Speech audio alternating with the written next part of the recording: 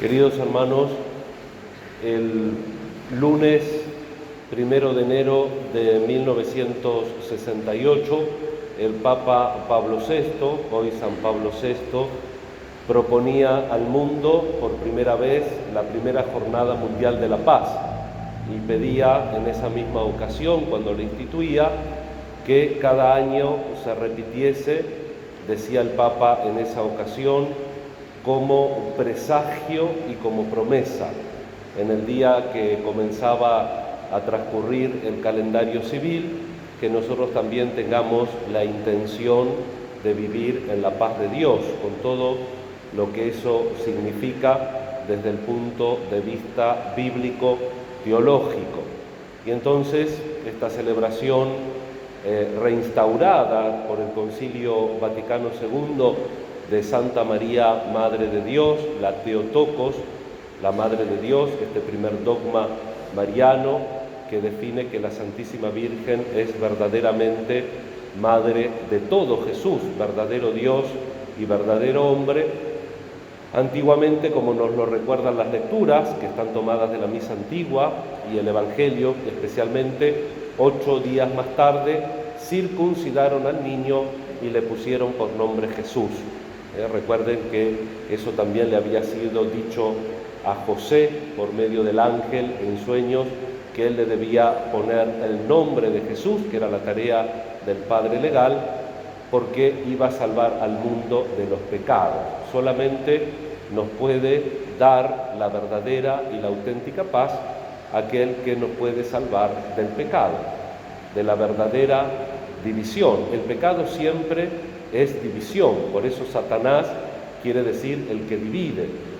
Creo que como mundo, en el sentido, podríamos decir, joáneo del Evangelio de Juan, que estuvimos meditando esta semana, porque estamos leyendo hasta el final del tiempo de la Navidad, en la lectura de la semana, la primera carta del apóstol San Juan.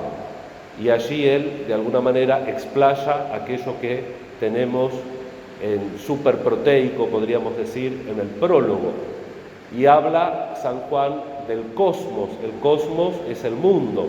De hecho, la Jornada Mundial de la Paz de hoy, el Papa Francisco en esta Jornada Mundial de la Paz dice que tenemos que estar abiertos a la esperanza, tenemos que fomentar el diálogo, la reconciliación y la conversión ecológica.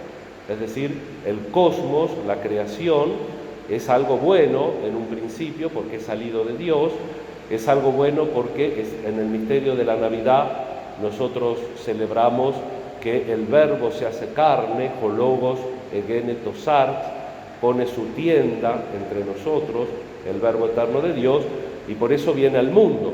Pero también el mundo tiene su autonomía, respeta, como decíamos muchas veces, las causas segundas, y entonces el Verbo viene, pero uno puede decirle que no, puede rechazarlo.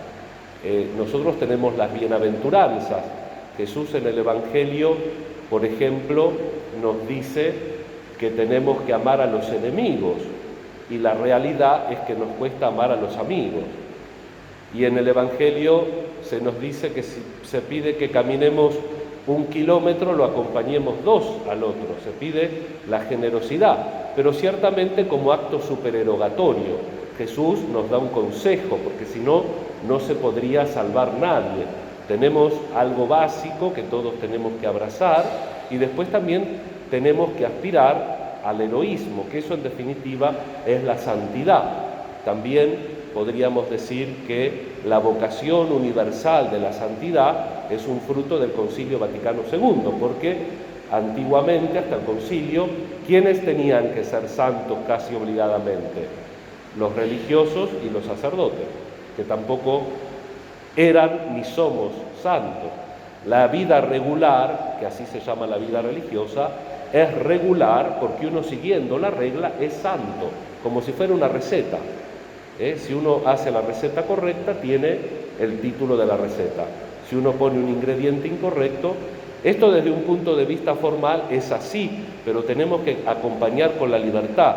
Aquel religioso, aquella religiosa, sean sacerdotes, sean monjes, sean religiosas de vida activa, que objetivamente cumplen con las normas de su instituto, se santifica. Pero el Concilio Vaticano II nos recuerda, en la Lumen Gentium, que la santidad es un deber para todos y cada uno de los fieles. Por eso también nosotros tenemos que hacer un esfuerzo heroico en los actos que se llaman moral supererogatorios, aquellos actos que implican una cierta tenacidad y también, ¿por qué no?, un cierto heroísmo. Y la paz, eirene, se dice en griego, eirene, de ahí viene irenismo, no puede ser un falso pacifismo. La paz no la podemos definir simplemente como ausencia de guerra o ausencia de conflicto, sino tenemos que recurrir a Santo Tomás de Aquino, y dice que la paz es la tranquilidad en el orden. Y el orden, evidentemente, es el orden establecido por Dios, que proviene de Él, llamado en la teología la ley eterna, esa ley eterna que se manifiesta naturalmente cuando la luz de la razón natural nos lo permite vislumbrar, la ley natural, y que también se manifiesta en la ley divino-positiva, como son los mandamientos, y también en las leyes eclesiásticas.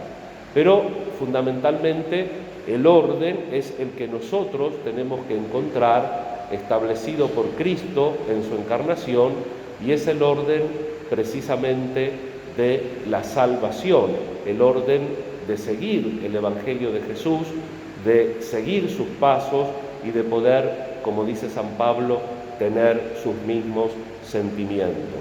Rezamos entonces, especialmente en esta liturgia de Santa María, Madre de Dios, que es también Madre nuestra, y pedimos especialmente en este día 1 de enero por la paz, como fue deseo de San Pablo VI y como los pontífices posteriores cada año dedican un especial mensaje, una exhortación para este día, y le pedimos que no sea un mero rito, sino que nosotros también trabajemos por la paz en nuestra vida, por la tranquilidad en el orden, para que trabajemos por unir en nuestra mente, en nuestro corazón, aquellas cosas que se desparraman. Recordemos lo que dice Jesús: el que no junta conmigo desparrama.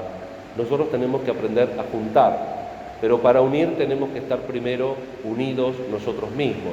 Y el pecado siempre es división, el pecado siempre es separación, y le tenemos que pedir al Señor que cure esa división que a veces tenemos en nuestra mente y en nuestro corazón. En este día también la liturgia del 31 a la noche, si bien es la misma liturgia de precepto de hoy, de Santa María, Madre de la Iglesia, Madre de Dios, tradicionalmente se dedica a pensar en una especie de examen de conciencia, cómo hemos vivido el año que dejamos atrás. Y en la liturgia de hoy, además de esta significación importante que le ha dado Pablo VI de la paz, también es tradición que hagamos los propósitos para el nuevo año y sobre todo que queramos cumplir la voluntad de Dios. Dice el Padre nuestro: hágase tu voluntad en la tierra como en el cielo.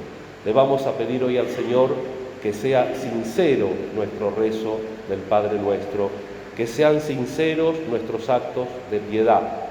Anoche en la homilía en la parroquia decía que en el progreso de la vida espiritual el único que se tiene que dar cuenta en serio es Dios, no nosotros, porque nosotros a veces somos malos jueces, a veces un poquito somos mejores jueces del otro porque vemos en perspectiva, pero también nos equivocamos porque, como dice el refrán popular, se ven caras pero no se ven corazones.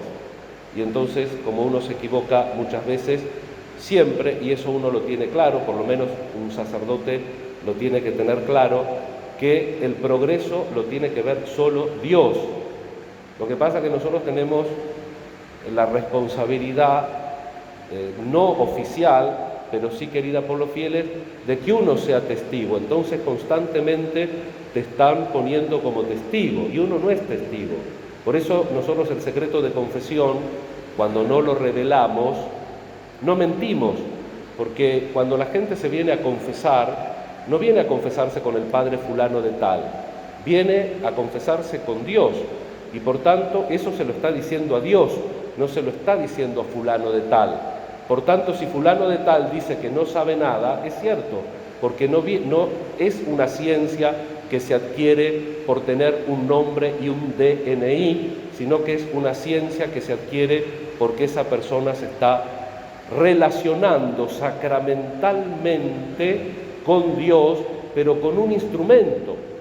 Uno venera la música si le gusta y la puede valorar, pero no conversa con el piano, no conversa con el violín, porque es un instrumento. Uno escucha la música, y nosotros también en los sacramentos tenemos que aprender a escuchar la música, y como en el ejemplo, siempre los ejemplos hacen agua, también los sacerdotes somos instrumentos que a veces desafinamos, pero seguimos siendo instrumentos porque Dios es la única manera que se quiso manifestar. Y si hay otra, uno tiene que ser responsable y tiene que ir a buscarla. No se puede perder en el camino, porque nuestra relación tiene que ser con Dios.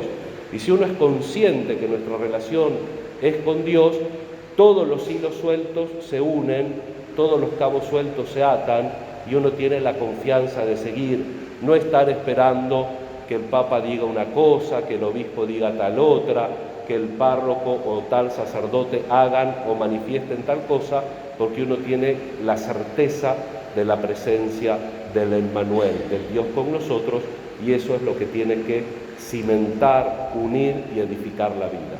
Eso la Iglesia lo pide cada año, y hoy nosotros también particularmente hacemos nuestra esa oración de la Iglesia, pidiendo por la unidad, pidiendo por la paz, y también ahora le pedimos en el fondo de nuestro corazón para este año todas las necesidades, todas las intenciones, todas las cosas que nos preocupan, y también que podamos entender que las cosas malas o contradictorias que nos pueden suceder también vienen de Dios, porque no hay nada que nos pase que no sea de Dios. Dice San Pablo, todo lo bueno y lo malo concurren, dice, para aquellos que aman a Dios, sirven para aquellos que amamos a Dios.